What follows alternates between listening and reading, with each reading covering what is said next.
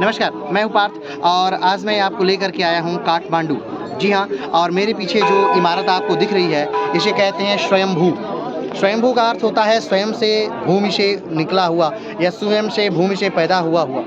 लेकिन जनरली हिंदू मान्यताओं में स्वयंभू को भगवान शंकर मान लिया जाता है, लेकिन यहाँ पर स्वयंभू का भगवान शंकर से कोई लेना देना नहीं है। जी हाँ, यहाँ स्वयंभू का अर्थ यहाँ हम बुद्ध से लेते हैं। और चूँकि ये आप मेरे पीछे जो है ये एक स्तूप है और कहा जाता है कि स्तूप बौद्धिस्टों का पूजा स्थल होता है। जी हाँ, बौद्ध धर्म के संस्थापक की अगर बात करें तो बौद्ध धर्म के संस्थापक थे गौतम बुद्ध। गौतम बुद्ध की जब मृत्यु होती है 483 BC में, उसके बाद यहाँ पर प्रथम बौद्ध संगति का आयोजन किया जाता है। प्रथम बौद्ध संगति का जब आयोजन हुआ उसके बाद बुद्ध की मृत्यु के बाद उनके अस्थियों को लेने के लिए चारों तरफ राजाओं में एक लड़ाई सी होने लगी। तब द्रोण नामक ब्राह्मण आया और उसने बुद्ध की अस्थियों को 8 भागों में बांटा और बुद्ध की अस्थियों को 8 भागों में बांट करके 8 राजाओं को उसने समर्पित किया। जो सबसे पहला भाग उसको दिया गया वो कपिलवस्तु को दिया गया। कपिलवस्तु यानी जहाँ बुद्धा का जन्म हुआ था, जो बुद्धा का क्षेत्र था वहाँ पर। और बुद्धा के परिवार ने उस अस्थियों पर भारत का या यूं कहें तो विश्व का सबसे पहला स्तूप का निर्माण किया, जिसका नाम आज पिपरहवा स्तूप के नाम से उसे जाना जाता है। मेरे पीछे जो स्तूप आपको बना दिख रहा है, कहा जाता है कि ये आज से 3000 साल पुराना है। जी हाँ, ये अगर इसके बगल में जो मंदिरों की बात करें तो प्रताप मल्ल नामक एक राजा 17वीं शताब्दी में इस मंदिर का निर्माण करते हैं। और मेरे बगल में यानी मंदिर के ठीक सामने जो एक वज्र रखा हुआ है, इसका नाम है वज्र मंडला। वज्र मंडला को यहाँ पर बिजली गिरने पर उसे मंदिर के बचाव के लिए रखा गया है। मंदिर के बचाव के लिए और भी बहुत सारे कार्य किए गए हैं। मंदिर के बचाव के लिए 5 तत्वों की यहाँ पर मंदिर बनाई गई है। जो 5 तत्व यहाँ पर मंदिर की रक्षा करते हैं, जिसे क्षितिजल, पावक, गगन, शमीरा, जो हिंदू मान्यताओं में है वहीं बौद्धिस्ट मान्यताओं में भी है। तो आइए इन 5 को हम लोग देखते हैं। सबसे पहले जो पहला है उसे कहते हैं बशुपुर। ये जो मंदिर आपको दिख रही है ये बशुपुर नाम से जानी जाती है। इसके ठीक पीछे एक मंदिर है, आइए उसको हम देखते हैं। उसे वायुपुर के नाम से जानते हैं। उसके बाद एक तीसरी जो मंदिर है जो उस दूसरे तरफ बनाई गई है उसे अग्निपुर के नाम से जानते हैं। और एक जो उसके बाद बनाई गई है उसे नागपुर के नाम से जानते हैं। और एक जो उसके बाद बनाई गई है वो आकाशपुर के नाम से जानी जाती है। ये सबसे पहला ये वाली इमारत आपको दिख रही है इसे कहते हैं बशुपुर। और ये आपके इसके आगे जो छोटी छोटी इमारतें दी गई हैं ये यहाँ के लोकल बौद्धिस्टों का एक समाधि स्थल है। और इस पर उनके मरने के बाद उन्हें दफना करके ये स्तूप बना दिया गया।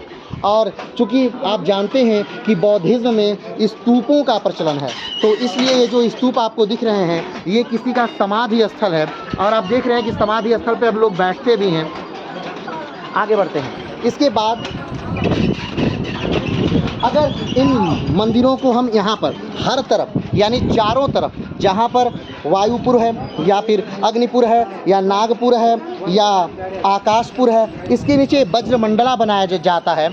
और ये वज्र और ऊपर का भाग मंडला। और ये जो मंदिर है ये तांत्रिक विद्याओं के लिए, तांत्रिक पूजा पाठ के लिए बहुत ज़्यादा फेमस है। बौद्धिज्म में एक समय ऐसा आ गया जब बुद्ध ने जिस चीज़ को मिटाना चाहा वही चीज़ बौद्धिज्म में बहुत ज़्यादा मात्रा पे बौद्धिज्म को पकड़ लिया।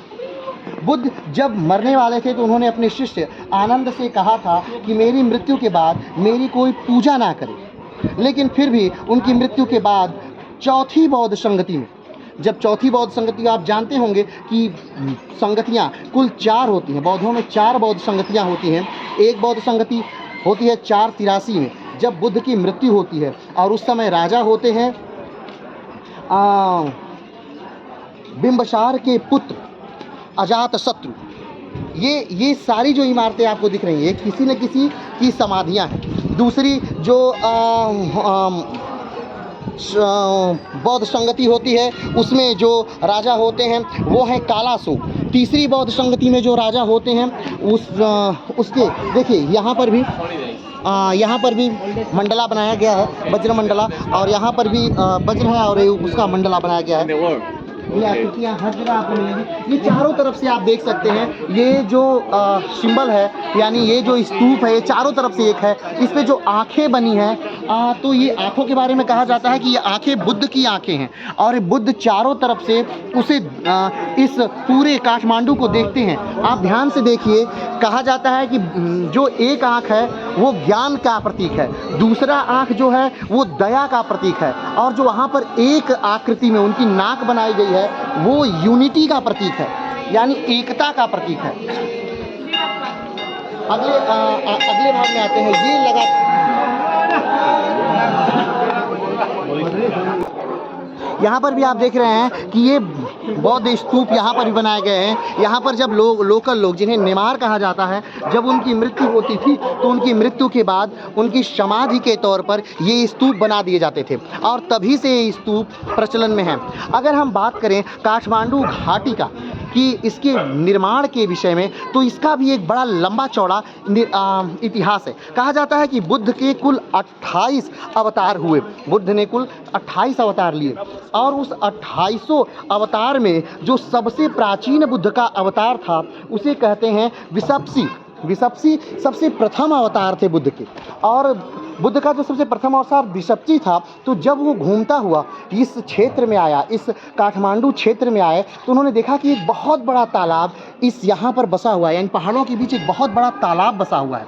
उन्होंने इस तालाब में एक छोटा सा कमल का बीज डाल दिया। बहुत समय बाद वो कमल का पौधा इस तालाब से निकलता है और पूरे तालाब को घेर लेता है।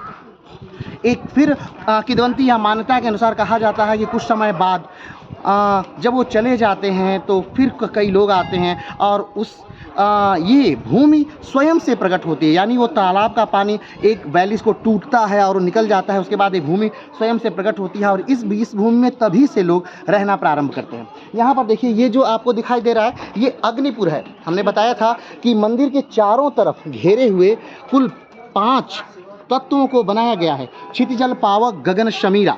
उसी प्रकार ये अग्निपुर है। ये अग्निपुर इस मंदिर की सुरक्षा के लिए बनाया गया इधरपुर है। उससे पहले हमने आपको बताया था कि वसुपुर है, जिसे धरतीपुर कहा जाता है, वायुपुर है और अग्निपुर है। आइए अब हम चलते हैं थोड़ा सा नागपुर में। हमने देखा आकाशपुर है, फिर उसके बाद जलपुर है, उसके बाद अग्निपुर है, और यहाँ पर आप देख रहे हैं नागपुर है। हाँ, तो यहाँ जो ये नागपुर है, नागपुर को भी बताया गया है कि ये नाग जो कि पानी में काफ़ी कंफर्ट महसूस करता है, इसलिए इसे नागपुर बनाया गया। यानी जल, यानी कि किसी चीज़ की रक्षा या किसी चीज़ का निर्माण इन्हीं 5 चीज़ों से होता है, क्षिति जल पावक गगन और शमीर से। तो उसमें से एक तत्व जो है वो जल है, तो इस स्तूप के प्रोटेक्शन के लिए इसका निर्माण किया गया। आइए अब हम एक दूसरे पुर से आपको रूबरू कराते हैं। तो कहा जाता है कि ये जो स्तूप आपको दिख रहा है ये आज से 3000 साल पुराना है, और यहाँ पर आप इस पूरी खूबसूरती को, यहाँ के भाव को आप महसूस कर सकते हैं।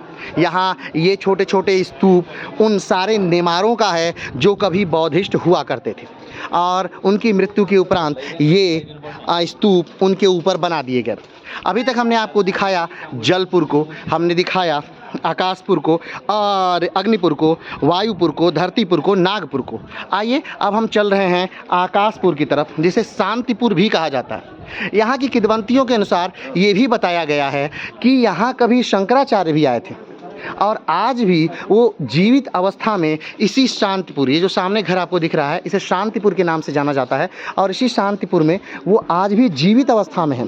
कहा जाता है कि इस स्तूप के अंदर एक ज्योति है जिसकी सुरक्षा वो आज भी करते हैं, और इस शांतिपुर के अंदर एक सर्प के रक्त से लिखी हुई एक किताब है जो कि बहुत ही बहुमूल्य है, इसलिए हमेशा कई दरवाज़ों के अंदर ये बंद है।